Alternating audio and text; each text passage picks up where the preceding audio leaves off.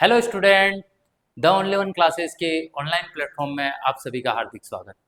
हम आज आपसे डिस्कस करेंगे क्लास 12th बोर्ड के फिजिक्स के पेपर के बारे में। फिजिक्स मतलब भौतिक विज्ञान।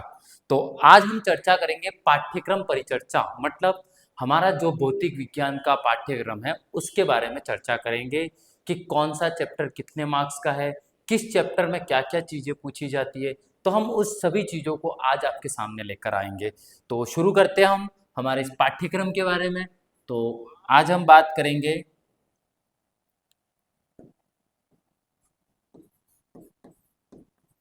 पाठ्यक्रम, किसके पाठ्यक्रम की? तो भौतिकी।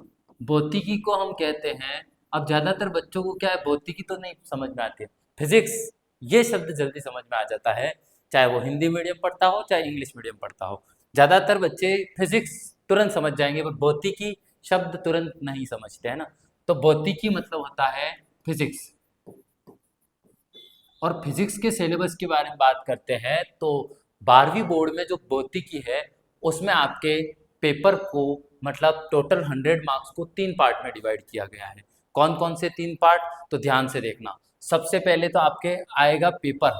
जो आपका पेपर आएगा वो आएगा 56 मार्क्स का बोर्ड एग्जाम में। इसके बाद इसमें ऐड होते हैं तुम्हारे 14 नंबर सत्रांक, और इसके बाद इसमें ऐड होते हैं तुम्हारे 30 नंबर प्रैक्टिकल के। यूं करके कुल मिला के आपका 100 नंबर का फिजिक्स का पेपर होता है, जिसमें बोर्ड एग्जाम आपका 56 का पेपर होता है, 30 नंबर का आपका प्रैक्टिकल एग्जाम होता है, और 14 नंबर आपके स्कूल के सत्रांक होते हैं, जिसमें आपने तीनों टेस्ट में जो आपकी मार्किंग लाए, आपका जो हाफ ईयरली एग्जाम होता है, आपके अटेंडेंस, ऑल ओवर सब चीज़ों को देखकर आपके 14 अंक भेजे जाते हैं। तो आज हम बात करेंगे हमारे 56 नंबर के पेपर के बारे में, कि हमको 56 नंबर के पेपर में कौन कौन से चैप्टर आएंगे, क्या क्या चीज़ें हमको पढ़नी हैं। तो हम बात करते हैं हमारे सिलेबस को लेकर, तो आगे बढ़ते हैं हम। तो यहाँ पर हम बात करते हैं, आपके सामने माध्यमिक शिक्षा बोर्ड 2026-27 का पाठ्यक्रम लगा हुआ है, जिसमें हमारे पास टोटल फिजिक्स के 14 चैप्टर आते हैं। 14 चैप्टर कौन कौन से हम बात करेंगे? देखो, हमको कुछ यूनिट्स दिए हुए हैं, इकाइयाँ, जिसमें कुछ यूनिट्स में हमको दो दो चैप्टर भी पढ़ने पड़ते हैं।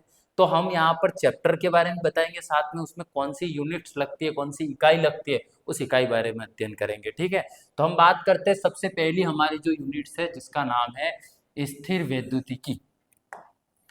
अब स्थिर वैद्युतिकी के बारे में हम बात करते हैं, तो यहाँ पर देखते हैं कि स्थिर वैद्युतिकी में आपके टोटल 2 चैप्टर आते हैं। एक तो आपका आता है अध्याय फर्स्ट। अध्याय फर्स्ट कौन सा है? तो अध्याय फर्स्ट का नाम है हमारा विद्युत आवेश एवं क्षेत्र। क्या नाम है? विद्युत आवेश एवं क्षेत्र, जिसमें हम किस किस चीजों का अध्ययन करेंगे। तो इसमें हम सबसे पहले बात करेंगे आवेश के बारे में, फिर हम बात करेंगे आवेश के गुणधर्म के बारे में, फिर हम इसमें बात करेंगे कूलाम के नियम में। जो बच्चों का 12वीं बोर्ड में सबसे फेमस क्या सीखा? तो एक ही चीज सीखते हैं, कूलाम का नियम। कुछ याद रहे ना रहे, बच्चों को एक ही चीज याद रहती है इस चैप्टर में, कूलाम का नियम। ठीक है, तो हम इसमें पढ़ेंगे कूलाम के नियम के बारे में। कूलाम के नियम के बाद हम पढ़ेंगे बहुआवेशों के अंदर लगने वाले बल के बारे में। इसके बाद हमारा टॉपिक रहता है नेक्स्ट विद्युत क्षेत्र। हम बात करेंगे विद्युत क्षेत्र के बारे में। फिर विद्युत क्षेत्र को पढ़ने के बाद हम बात करेंगे बिंदु आवेश पर विद्युत क्षेत्र की तीव्रता निकालेंगे।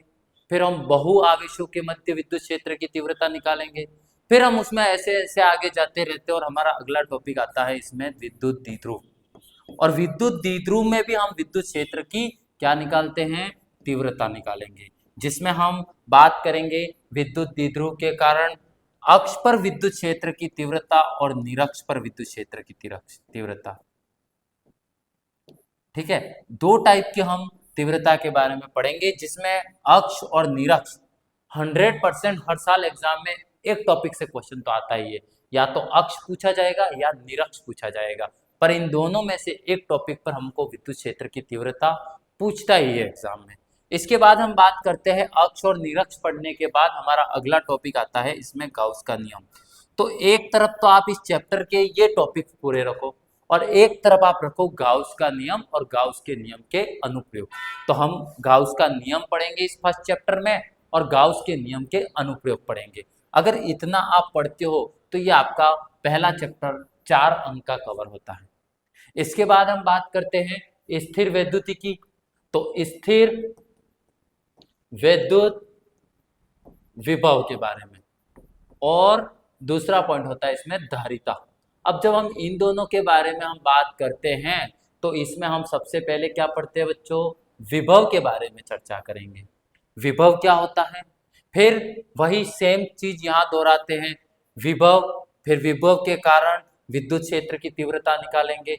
इस करके विभव के अलग अलग टॉपिकों पर हम विद्युत क्षेत्र की तीव्रता ज्ञात करेंगे। फिर विभव के बाद विद्युत क्षेत्र की तीव्रता निकालने के बाद इसमें एक टॉपिक होता है स्थितिज ऊर्जा। स्थितिज ऊर्जा के बारे में बात करेंगे।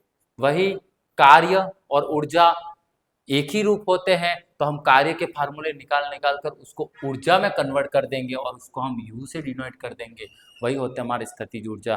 तो इसी टॉपिक में हम स्थितिज ऊर्जा के बारे में पढ़ेंगे। स्थितिज ऊर्जा पढ़ने के बाद हमारे इसके अंदर और आगे टॉपिक आएंगे ध्रुवण और पराविद्युतांक। टॉपिक आता है ध्रुवण और पराविद्युतांक या पराविद्युत।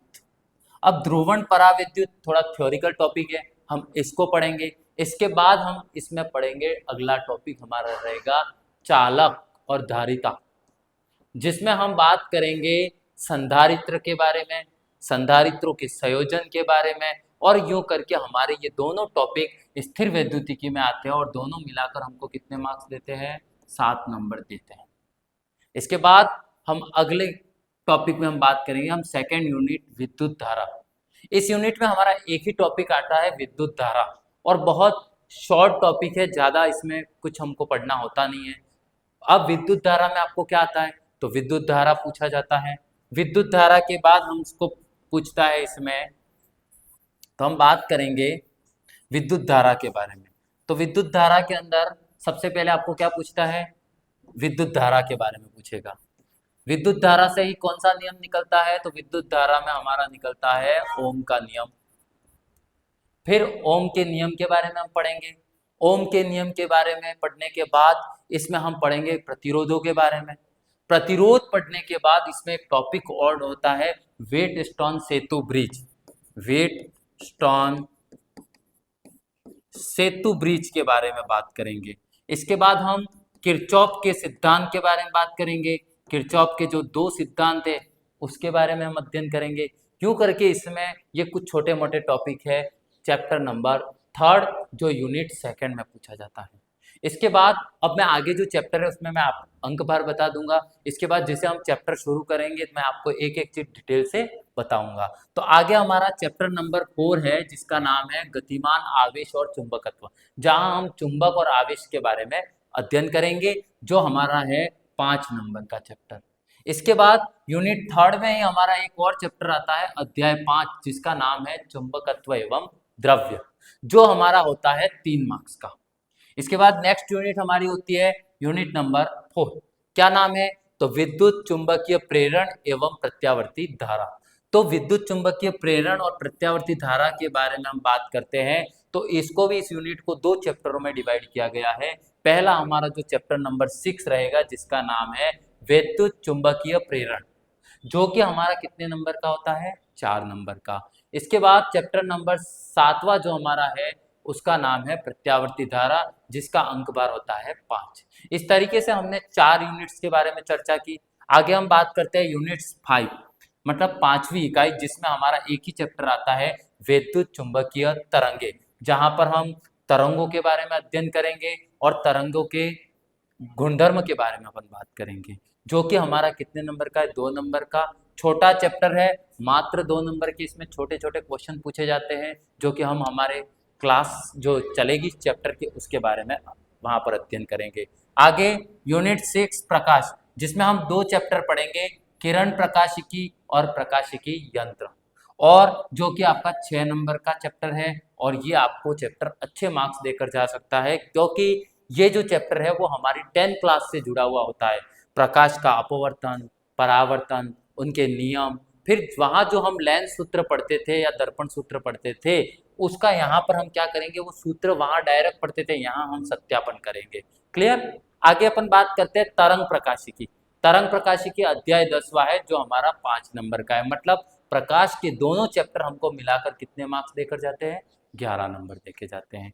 आगे अपन बात करते हैं चैप्टर नंबर 7। ये हमारा जो चैप्टर है वो थ्योरिकल चैप्टर है, जहां पर हमको थ्योरी याद करनी होती है, वहां फार्मूले बेस्ड कम होता है। जिसमें हमारे पास एक ही चैप्टर है, किरण, विकिरण तथा द्रव की दैत्य प्रकृति। मतलब द्रव हमारा जो होता है वो दो प्रकृति को दर्शाता है। द्रव है वो द्रव की तरंग प्रकृति भी दर्शाता है और कण प्रकृति भी दर्शाता है। मतलब द्रव्य दो तरह की प्रकृति डिनोट करता है, इसीलिए इस चैप्टर का नाम है द्रव की दैत्य प्रकृति। इसके बारे में भी हम अध्ययन करेंगे हमारे चैप्टर नंबर 11 में, और ये है हमारा 4 मार्क्स का। इसके बाद हम 8वीं यूनिट के बारे में बात करेंगे, परमाणु तथा नाभिक। इस यूनिट में टोटल 2 चैप्टर आएंगे, दोनों के नाम अध्याय 12वां परमाणु और अध्याय 13वां नाभिक है। दोनों मिलाकर हमारे 6 मार्क्स के चैप्टर है। इसके बाद हमारे पास लास्ट यूनिट्स होती है इलेक्ट्रॉनिक युक्तियां, जिसमें हमको एक ही चैप्टर पढ़ना है, अर्धचालक, इलेक्ट्रॉनिक पदार्थ, युक्तियां एवं सरल परिपथ। जिसके अंदर हम बात करेंगे, एक तो हम परिपथों के बारे में बात करेंगे, परिपथ के बाद हम इसमें बात करेंगे धातुओं की चालकता, कुचालकता और अर्धचालकता। और अर्धचालकता टॉपिक के अंदर या अर्धचालक टॉपिक के अंदर हम पढ़ेंगे 2 प्रकार के अर्धचालक युक्तियां, एन प्रकार के अर्धचालक और पी प्रकार के अर्धचालक। ये टॉपिक पढ़ने के बाद हम इसमें बात करेंगे हमारी जो इलेक्ट्रॉनिक्स युक्तियां होती है उसके बारे में, कि इन इलेक्ट्रॉनिक्स युक्तियों में इस अर्धचालक टॉपिक का क्या यूजेस है। इसके बाद हम बात करेंगे इसमें किसके बारे में, तो इसमें हम गेट्स के बारे में बात करेंगे, हमारे जो गेट होते हैं उसके बारे में अध्ययन करेंगे। तो इस सभी यूनिट्स के बारे में हम बारी बारी एक एक क्लास लेकर आएंगे, और हम सभी चैप्टरों की क्लास आपको हमारे यूट्यूब चैनल और हमारे जो ऑनलाइन प्लेटफॉर्म है उस पर लेकर आएंगे। हमारी जो ऑफलाइन क्लासेस जो होती है वैसा ही आनंद लेने के लिए आप हमारे ऑनलाइन मोड जो है the only one learning app, वहाँ से जुड़ सकते हो। जैसा हम ऑफलाइन में बच्चों को पढ़ाते हैं उसी तरह हम ऑनलाइन भी पढ़ाएंगे आपको।